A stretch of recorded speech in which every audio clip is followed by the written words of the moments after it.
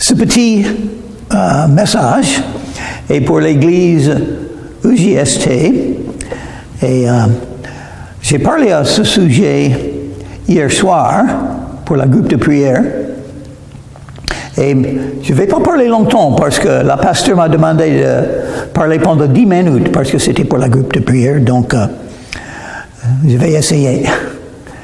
Et ce passage, Éphésiens chapitre 6, on commence avec le verset 10, c'est très important. On ne peut pas accentuer trop. C'est tellement important pour chaque croyant.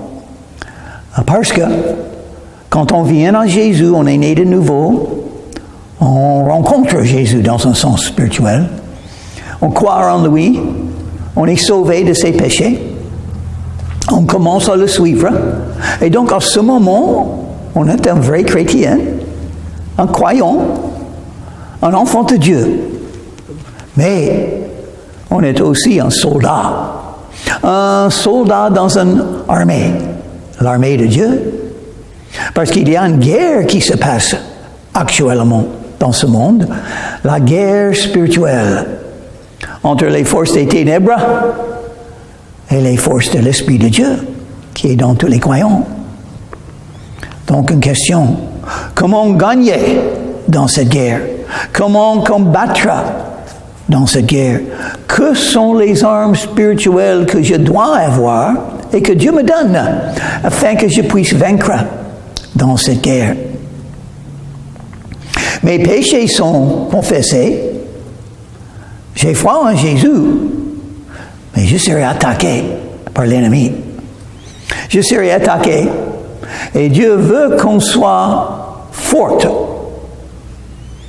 Au reste, fortifiez-vous dans le Seigneur et par sa force toute puissante.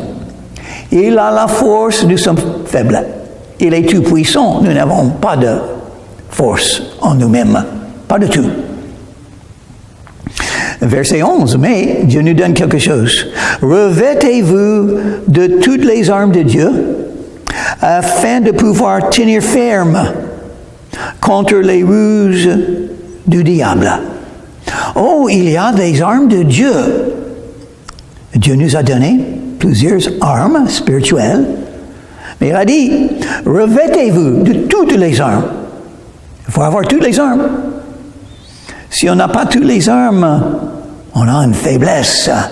Et le diable est très sage. Il a un objectif de vous faire tomber. Il y en a beaucoup qui sont tombés. Il y a beaucoup qui ont commencé à croire en Jésus et à suivre Jésus. Ils sont tombés. Ils sont éloignés de Dieu. Qu'est-ce qui leur est arrivé? Une chose. Ils n'avaient pas les armes de Dieu. Pas toutes les armes de Dieu. Peut-être quelques-uns. Mais pas toutes les armes de Dieu. Si vous avez toutes les armes de Dieu, c'est promis, vous allez rester ferme. Vous n'allez pas tomber. Verset 12, car nous n'avons pas à lutter contre le chair et le sang. Les êtres humains ne sont pas nos ennemis. Il faut tous aimer. Mais contre les dominations, contre les autorités, contre les princes de ce monde de ténèbres, contre les esprits méchants dans les lieux célestes. Il y a les démons et le diable qui est le chef des démons. Ils sont très bien organisés et ils vont vous attaquer. Pas tous les jours, heureusement. Verset 13. C'est pourquoi prenez toutes les armes de Dieu afin de pouvoir résister dans le mauvais jour et tenir ferme après avoir tout surmonté. Tenez ferme, restez ferme, ne pas tomber, ne pas s'éloigner de Jésus, ne pas avoir une chute, ne pas perdre votre témoignage pour Jésus-Christ dans ce monde, dans le mauvais jour. Heureusement, on n'est pas attaqué chaque moment de chaque jour, mais il y aura des moments quand vous serez attaqué. Il faut être préparé. Ça va arriver à tous les croyants, l'épreuve de votre foi et la guerre spirituelle.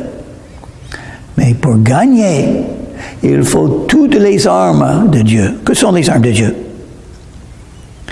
Verset 14. Tenez donc ferme et ayez à vos reins la vérité pour ceinture. La vérité. Et la vérité, je pense, dans deux sens. Jésus est la vérité. Donc, il faut accentuer Jésus. Il faut regarder Jésus. Si vous pensez à Jésus et sa vérité, c'est très important. Jésus a dit, je suis le chemin, la vérité et la vie. La vérité, Jésus. Les ténèbres, les gens dans les ténèbres sont dans les mensonges. Mais nous connaissons la vérité. C'est très important de reconnaître qu'est-ce que c'est la différence entre moi et les non-croyants. Jésus et sa vérité.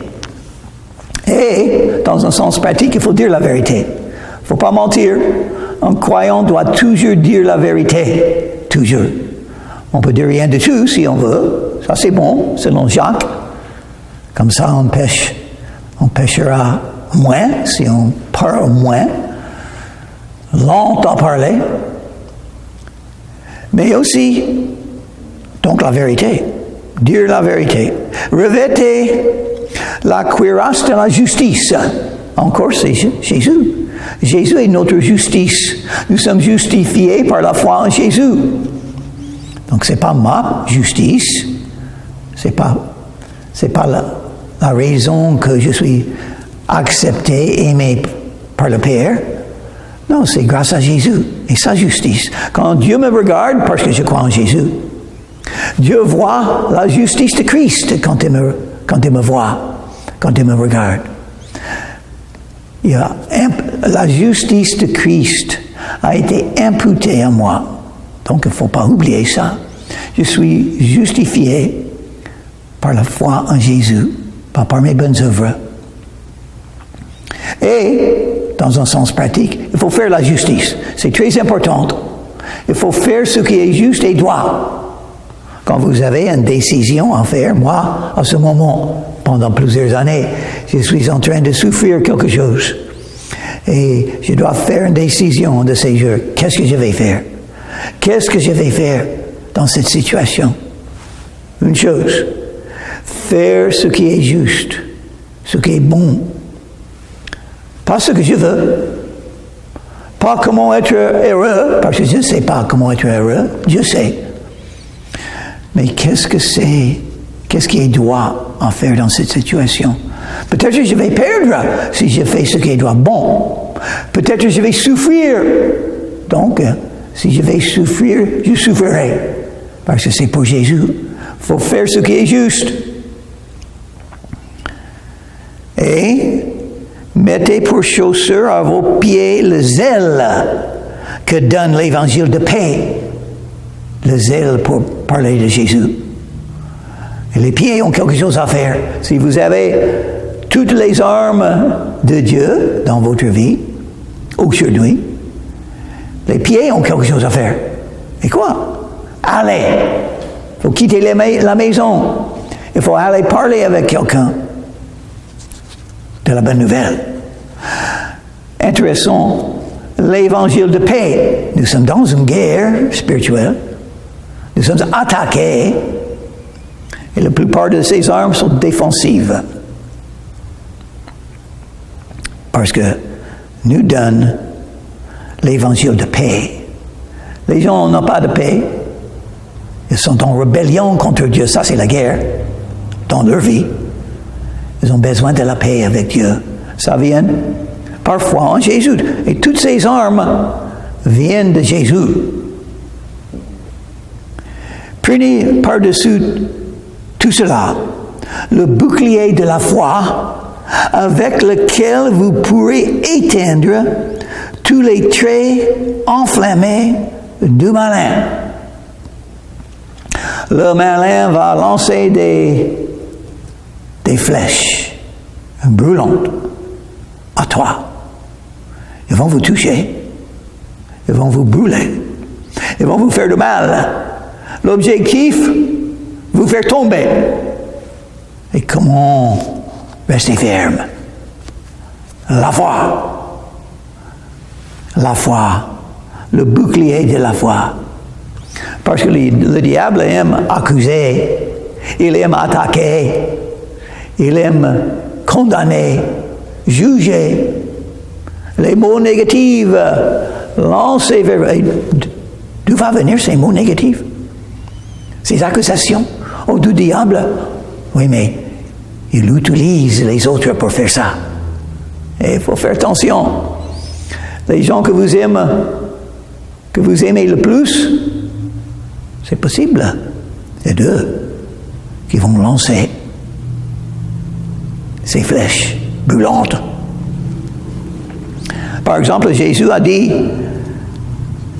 les ennemis d'un homme seront ceux de sa maison. Et je le sais très bien. Je vais vous le dire. Mais comment bloquer, comment survivre, comment vaincre, comment avoir la victoire dans une situation comme ça? La foi en Jésus, le Tout-Puissant. Si on regarde Jésus, on va vaincre. Et ça veut dire la confiance en Jésus. La foi, c'est basé sur les promesses de Dieu. La foi. Jésus est là pour moi. Il m'aime. Il ne mérite pas, mais il m'aime. Donc, ça va marcher. Il a une raison pourquoi il laisse ça, il permet ça arriver dans ma vie. Et je vais apprendre quelque chose de lui parce qu'il a donné dans ma vie. Prenez aussi le casque du salut. Oh, le casque du salut. Ah oui, si on a le casque du salut, la tête est protégée d'un coup. Un coup sur la tête dans la guerre peut me tuer. Mais j'ai le casque du salut, je suis sauvé. Je suis sûr que je connais Jésus-Christ. Il m'a pardonné de tous mes péchés. Et le paradis est mon avenir. Donc, je suis protégé. Rien ne peut me tuer. Je vis éternellement maintenant. Je n'ai rien à craindre. Sauvé par Jésus. Et l'épée de l'Esprit, qui est la parole de Dieu. L'épée, la parole de Dieu. La puissance de la parole de Dieu. Quand vous parlez avec quelqu'un du salut de Jésus, citez la Bible. Quand j'ai reçu Jésus-Christ à l'âge de 19 ans, comme mon sauveur, quelqu'un m'a cité un seul verset de la Bible. Romains chapitre 10 et le verset 13, qui dit, « Quiconque invoquera le nom du Seigneur sera sauvé. » Et j'ai invoqué le nom de Jésus. Il était là devant moi, je n'ai pas vu parce que mes yeux étaient fermés, mais je savais qu'il était là, parce que l'Esprit l'a manifesté en mon cœur. J'ai rencontré Jésus. Il m'a pardonné, il m'a sauvé. Par la puissance d'un seul verset. Avec ce verset, tout le monde puisse être sauvé. C'est la puissance de la parole de Dieu. Jésus a cité la Bible 3 fois quand il a été tenté par le diable. C'est tout ce que Jésus a fait. Il a cité la Bible. Donc, ça veut dire que la Bible va être très importante à vous.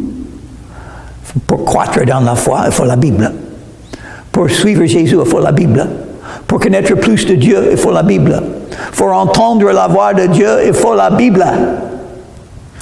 Pour vaincre dans la guerre spirituelle, il faut la Bible, la parole de Dieu, l'épée de Dieu. Et enfin, une autre chose. Oh, j'ai dépassé les 10 minutes. Faites en tout temps par l'Esprit toutes sortes de prières et de supplications. La prière. Hier soir, on avait la groupe de prière, l'église EGST. C'est très importante. Prière, pourquoi et pour qui? Veillez à cela avec une entière persévérance. Il ne faut jamais arrêter de prier, d'espérer en Dieu.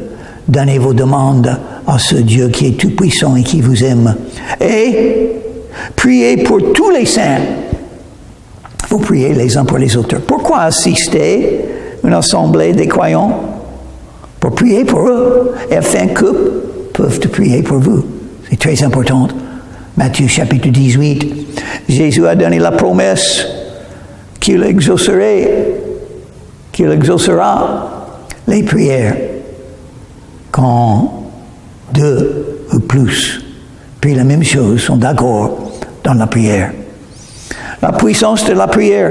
Et puis enfin, verset 19, la demande de Paul, qu'est-ce qu'il voulait?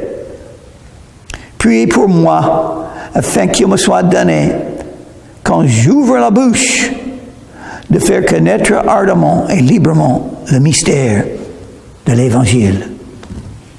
L'audace, Nad m'a dit, c'est l'audace. D'ouvrir la bouche et de parler de Jésus quand on est près des non-croyants. Il faut la prière pour le faire parce que nous sommes faibles. Nous sommes timides. Nous avons des craintes, des peurs, des soucis, et des doutes. Non, Dieu parle par nous quand on ouvre la bouche, mais il faut prier. Oh Seigneur, que je puisse être un gagneur d'âme, que je puisse parler de toi, que je puisse dire la vérité de ta justice, de ta grâce et ton miséricorde et la vie éternelle. Donc voilà, Dieu nous a donné les armes spirituelles pour ne pas tomber, pour vaincre le diable. Un autre verset à le même sujet, je dois le lire. Apocalypse chapitre 12 et le verset 11, qui dit 3 choses pour vaincre le diable. Ils l'ont vaincu à cause du sang de l'agneau. Voilà, c'est la première chose la plus importante. Jésus est mort pour nous, il a donné son sang. Donc qui peut m'accuser? Qui peut me condamner? Je suis justifié grâce à Jésus. Et à cause de la parole de leur témoignage, qu'est-ce que le diable veut? Il veut que vous ne dites rien de tout de Jésus. Vous gagnez la victoire quand vous dites comme Paul a dit, quand vous avez l'audace, le courage de parler de Jésus. Le diable est vaincu. Et, troisième chose, ils n'ont pas aimé leur vie jusqu'à craindre la mort, c'est-à-dire, on n'a pas peur d'amour, de la mort. On n'a pas peur de mourir. On n'a peur de rien. On va tout perdre, tout donner, tout souffrir pour Jésus, parce qu'il a donné son sang pour nous. Alors, merci pour m'écouter. Si vous êtes un vrai croyant, il faut revêtez-vous de toutes les armes de Dieu. Si vous n'êtes pas un vrai croyant, il faut venir à Jésus, invoquer son nom, et il vous sauvera de vos péchés.